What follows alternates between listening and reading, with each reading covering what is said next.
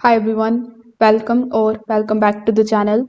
In today's video, I will show you how to fix the Windows error that says a problem with your hardware caused Windows to stop working correctly. So without further delay, let's get straight into it.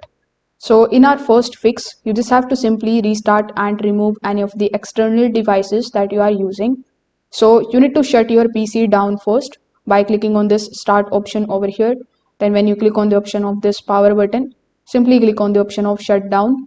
Now once your PC is shut down, you just have to unplug all the extra devices like USB drives, printers, controllers, or any of the external hard disks if you are using it.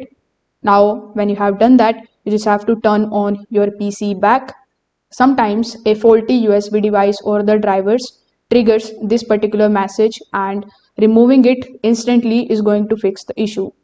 In the second method, you just have to update or roll back the drivers. So the error is usually caused by the bad drivers, especially the graphic drivers. So in order to update it, simply right click on the start menu. Over here you will see the option of device manager.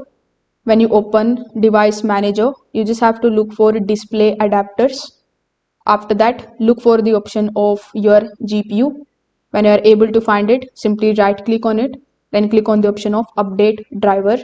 Now if the error started after a recent update, choosing the properties, the drivers, and rollback driver instead. Now this returns to the stable version and also stops the crash.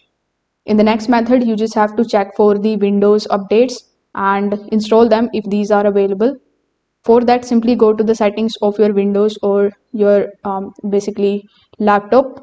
Over here in the settings, look for the option of Windows update in the left hand side. Now it is going to wait for some time and check for the updates for you. If you find written like your Windows is up to date, you don't need to do anything. But if it shows you the option of download and install, it means that an update is available. So you just have to click on that and you need to update your Windows. Now some of the updates include stability fixes for the hardware errors, crashes, and compatibility. So this particular step is also important. Now you need to press the Windows key and you need to search for Windows Memory Diagnostics. So here you can also use this particular search icon here in the bottom. After that, you can look for Windows Memory Diagnostics. Here you need to choose the option of restart and check. This is going to test your RAM for the errors. Then open command prompt as admin and you can run a command which is called chkdsk/f. So this checks your drive for the problems and repairs any kind of errors that can crash the Windows.